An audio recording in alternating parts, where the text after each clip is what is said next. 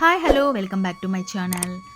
Morning టీతో start చేస్తున్న నా డైలీ రొటీన్. 6:30 అయింది టైము.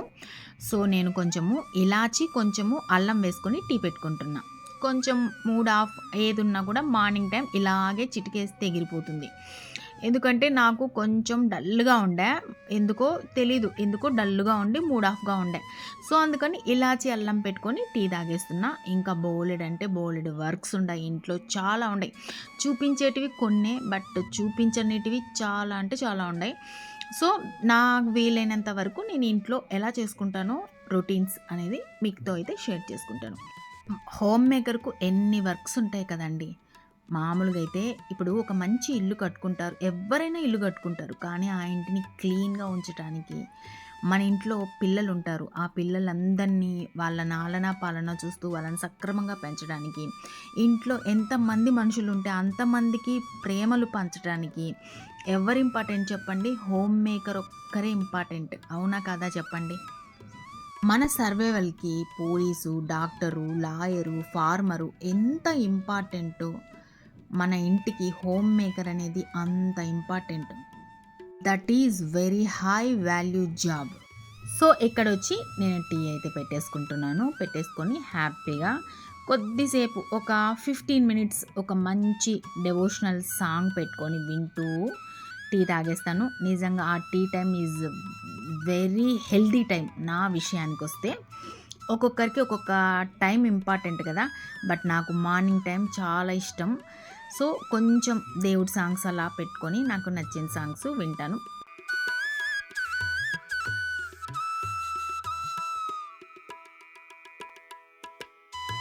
బట్ ఈ లోపు ఏం రా అంటే నాకు డస్ట్ వేస్తారు కదండి, వాళ్ళు వచ్చేసారు. ఎప్పుడైనా అండి నేను టీ తాగే టయానికి వస్తారు, లేకపోతే స్నానం చేసి పూజ గదిలో పూజ చేసుకుంటాను చూడండి, ఆ టయానికి వస్తారు. ఏంటో మరి నాకే వస్తారో, అందరికీ అలా జరుగుతుందో నాకైతే తెలియదు. సో టీ అయితే తాగేస్తున్నా. నచ్చిన టయాన్ని మనం ఖచ్చితంగా యూటిలైజ్ చేసుకోవాలండి.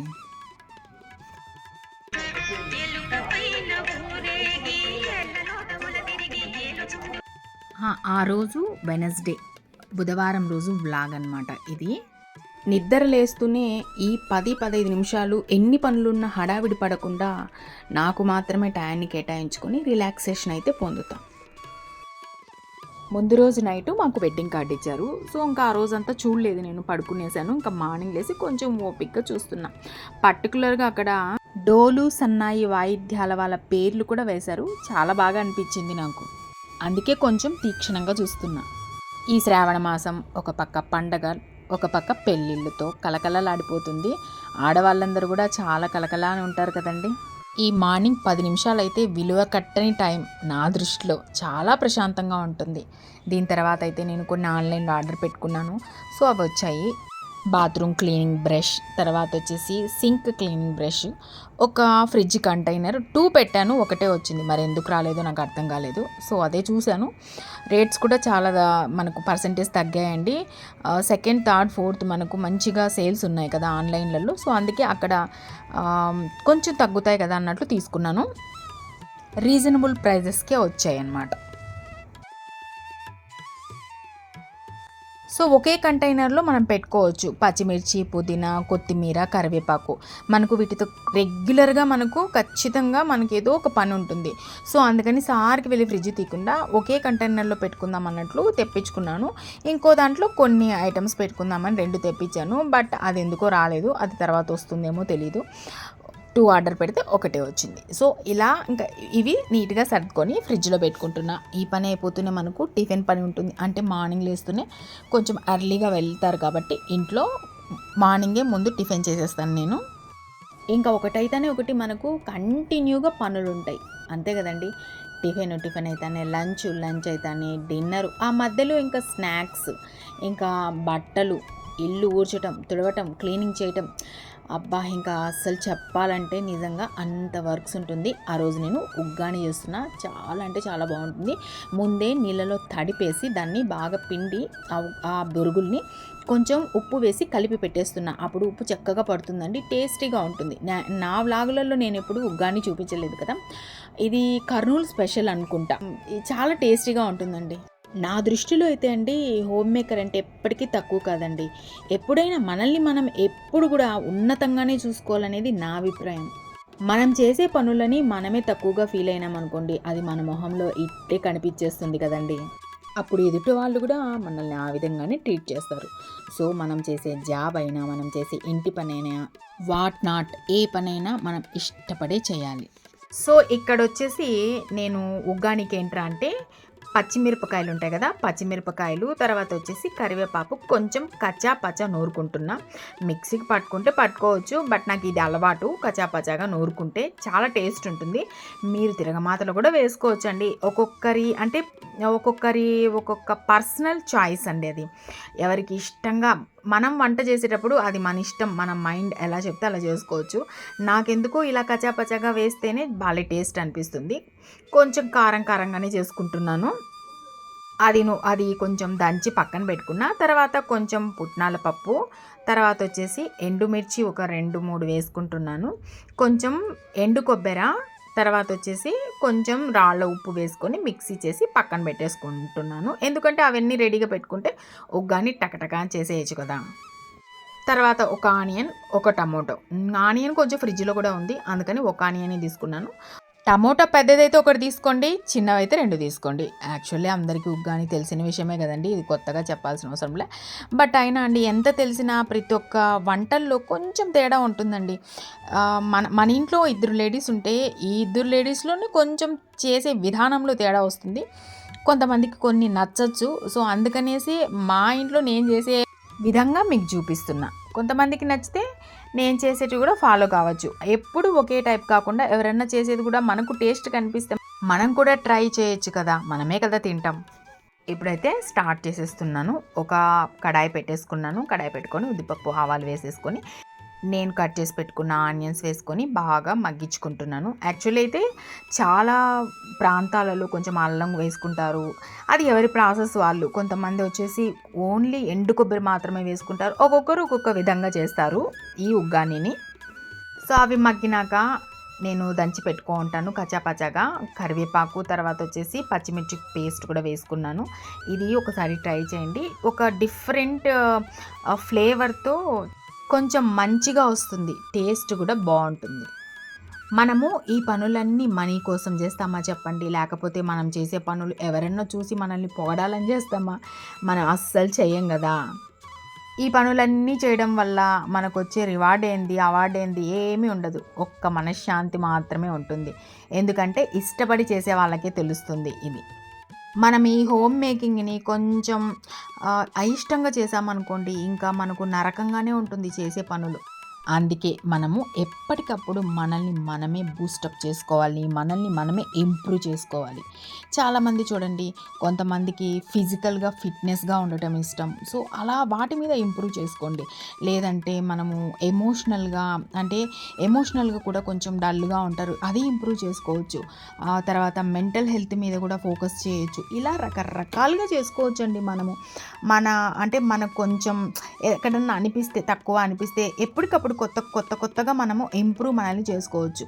ఇప్పుడు వంటలు అవన్నీ చేసేస్తామండి. వంట అంతా చేసేస్తాం. మనకు ఖాళీ టైం ఉంటుంది. అప్పుడు ఏం చేస్తాం చెప్పండి? ఏదో ఒకటి మన చేతిలో మన ప్రపంచం ఉంది. ఏముంది? సెల్ ఉంది.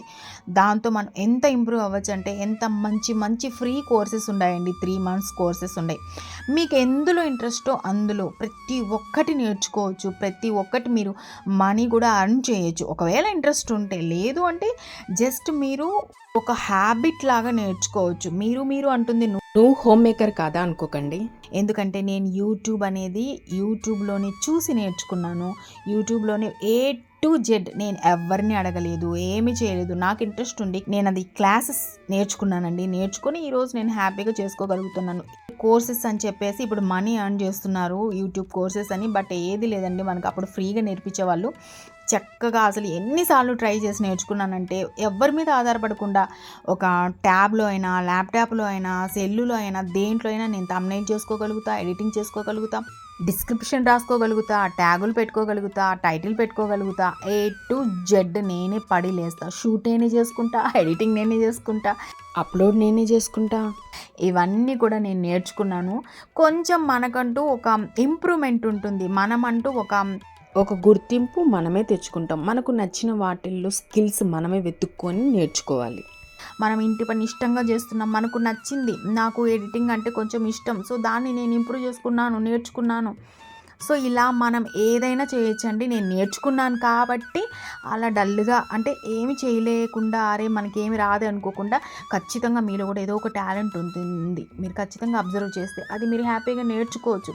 ఒక హ్యాబిట్ లాగా ఉంటుందండి. మనకు ఒక రిలాక్సేషన్ లాగా ఉంటుంది.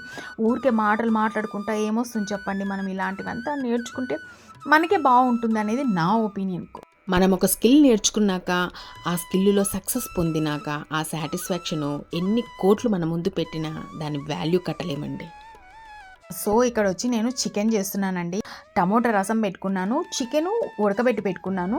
హాఫ్ వచ్చి పుదీనా చికెన్ చేసుకుంటున్నాను ఫ్రై లాగా. ఏంటంటే మనము ఒక కొంచెం పుదీనా ఉండే అండి, ఒక పిడికెడు ఉండే. దాంట్లో పచ్చిమిర్చి వేసుకున్నాను, జీలకర్ర వేసుకున్నాను, మిరియాలు వేసుకున్నాను, కచ్చాపచ్చాగా నూరుకున్నాను. తర్వాత వచ్చేసి ఆయిల్ వేసుకొనేసి ఒక 2 పెద్ద ఆనియన్స్‌ని సన్నగా తరిగి దాన్ని బాగా వేయించుకోవాలి. అదంతా వేగిన తర్వాత ఆల్రెడీ ఉడకబెట్టి పెట్టుకున్న చికెన్‌లో ఒక హాఫ్ చికెన్ కడాయిలో వేసి బాగా వేయించుకొని మనం పేస్ట్ చేసి పెట్టుకున్న ఆ పుదీనా పేస్ట్‌ను కూడా వేసి 15 నిమిషాలు వేయించుకుంటూనే ఉండాలి.